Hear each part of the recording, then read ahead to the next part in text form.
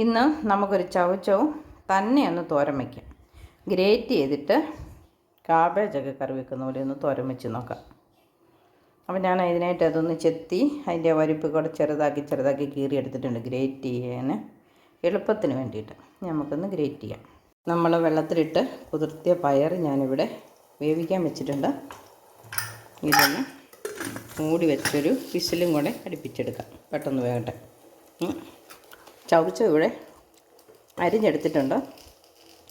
പിന്നെ ആ പച്ചനിറം പോകുന്നോടം വരെ ഇത്തിരിയുടെ കനത്തിൽ തൊണ്ട് ചെത്തണമായിരുന്നു എന്ന് ഞാൻ അരിഞ്ഞപ്പോൾ എനിക്ക് തോന്നി. അപ്പം ഞാൻ അരിഞ്ഞപ്പോൾ കനത്ത് കൂടുതലുണ്ടായിരുന്നിടത്തെ തൊലിയൊക്കെ ഒന്ന് കളഞ്ഞെടുത്തിട്ടുണ്ട്. അരിഞ്ഞ കൂട്ടത്തിൽ അതും കൂടി ഒന്ന് ചെത്തി കളഞ്ഞിട്ടുണ്ട്. കപ്പളങ്ങയൊക്കെ ചെത്തുന്ന പോലെ ഇച്ചിരി കനത്തിൽ തൊലി ചവച്ചവിൻ്റെ ചെത്തി കളയണമെന്ന് ചെത്തി അരിഞ്ഞപ്പം മനസ്സിലായത്. ഇനി കണ്ടാൽ അതിന് ഒരു കുഴപ്പമില്ല, പേരക്കയുടെ പുറം പോലെ ഇരിക്കണേ. ഇനി നമുക്കിതിനൊരു അരപ്പ് റെഡിയാക്കാം. പയർ ചേർക്കുന്നതായതുകൊണ്ട് ഒരല്പം കുരുമുളകും വെളുത്തുള്ളിയും ചേർത്ത് ഉള്ളിമുളകും തേങ്ങയും കൂടെ അരച്ചെടുക്കാം. ഗ്രേറ്റ് ചെയ്തെടുത്ത ചവച്ചവും നമുക്കൊന്ന് കഴുകി വാരി എടുക്കാം.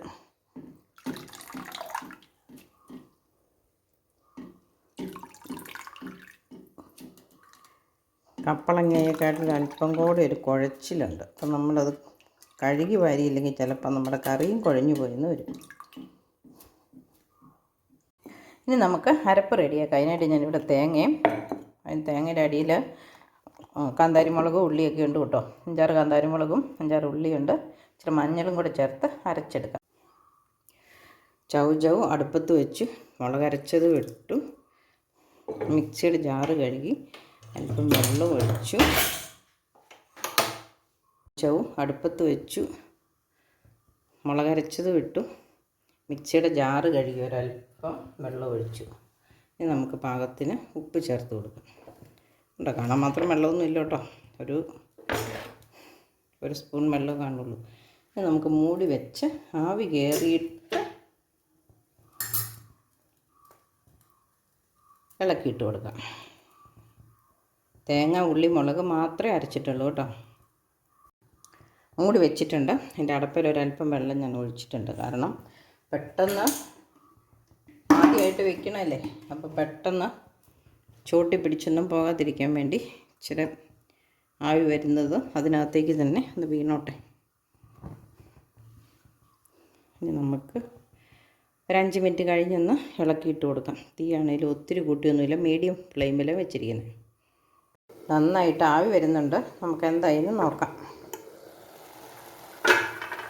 ആ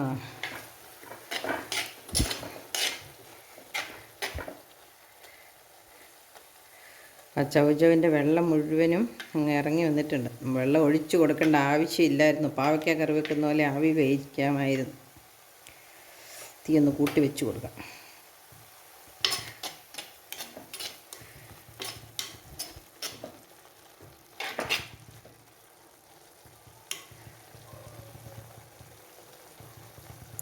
കപ്പളങ്ങയും പാവയ്ക്കയൊക്കെ വേകുമ്പം നമുക്കൊരു മണം വരുമല്ലോ, വെന്ത മണം. പക്ഷേ ഇതിനങ്ങനെ ഒരു മണമൊന്നും എനിക്ക് തിരിച്ചറിയത്തില്ലാത്തതുകൊണ്ടായിരിക്കും അങ്ങനെ പ്രത്യേകിച്ച്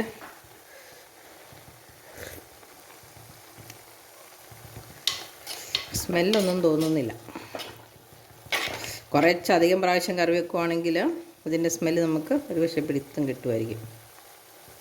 ഇത് ഗ്രേറ്റ് ചെയ്ത് വന്നപ്പോൾ അതിൻ്റെ അവസാനത്തെ കഷ്ണം അതിനകത്ത് പെട്ടുപോയതാണ്.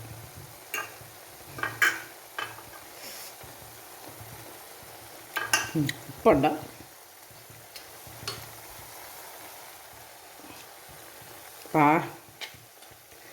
കപ്പളങ്ങയേക്കാൾ നല്ല വേവുണ്ട് കേട്ടോ. കപ്പളങ്ങയാണ് ഇപ്പം വെന്ത് കുഴഞ്ഞു പോയതിനെ. ഇതിപ്പം നമ്മൾ ഇട്ടപടി കണ്ണേ കിടക്കുക. ഇനി ഒരല്പസമയം നമുക്ക് തീ കൂട്ടി വെച്ചിട്ട് തുറന്നൊന്ന് വെച്ച് നോക്കാം. അപ്പം നമുക്കിന്ന് കിട്ടിയ പുതിയ വിഭവത്തെ ഞാൻ തെറ്റില്ലാതെ ആക്കിയെടുത്തിട്ടുണ്ട് കേട്ടോ. നല്ല ടേസ്റ്റ് ഉണ്ട്. എന്തായാലും കാബേജും കപ്പളങ്ങയൊക്കെ പോലെ തന്നെ, അല്ലാതെ ഇതിന് പ്രത്യേകിച്ച് ഒരു ടേസ്റ്റ് ഇല്ല. കാബേജ് കപ്പളങ്ങയൊക്കെ പോലെ തന്നെ.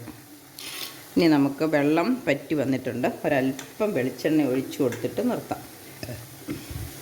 ഒഴിച്ചില്ലെങ്കിലും തേങ്ങ നന്നായിട്ട് അരച്ചിട്ടുണ്ട്. എന്നാലും ഒരല്പം വെളിച്ചെണ്ണയും കൂടെ നമുക്ക് ഒഴിച്ച് ഒന്ന് ഇളക്കി കറി സ്റ്റൗ ഓഫാകാം.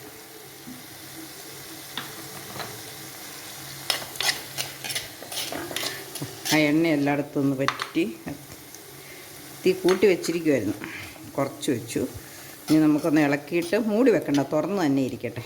കാരണം അരിഞ്ഞായിരുന്നെങ്കിൽ ഇന്ന് ഇത്രയും കുഴയല്ലായിരുന്നു എന്ന് എനിക്ക് തോന്നുന്നത്. കാരണം പയറിനകത്ത് അരിഞ്ഞിട്ടപ്പം കനം കുറച്ച് അരിഞ്ഞിട്ടപ്പോൾ ഒരു കുഴച്ചിലും ഇല്ലായിരുന്നു. ഗ്രേറ്റ് ചെയ്തപ്പോൾ അതിനൊരു അല്പം കുഴച്ചിലുണ്ട്. അത് ആദ്യം തന്നെ മിക്സി കഴുകി വെള്ളം ഒഴിച്ചതും കഴുകി വാരി വെള്ളമൊക്കെ ഒഴിച്ചപ്പോൾ ഒന്ന് പിഴിഞ്ഞൊക്കെ എടുത്തിരുന്നെങ്കിൽ ഇത്രയും കുഴയില്ലായിരുന്നായിരിക്കും. പിന്നെ കപ്പളങ്ങ പോലെ കുഴഞ്ഞു പോവില്ല, അലിഞ്ഞു പോകുകയില്ലാത്ത.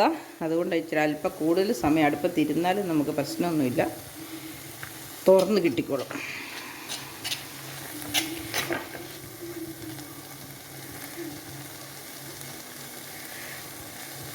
ഇപ്പം നമുക്ക് നമ്മുടെ ഇതിനകത്ത് കറിവേപ്പില ഇട്ടില്ല അല്ലേ, അതും കൂടെ ഇട്ടിട്ട് നമുക്ക് തീ ഓഫാക്കാം. അല്പം കറിവേപ്പിലയും കൂടെ നമുക്ക് ഒന്ന് തിരുമ്മിയിടാം.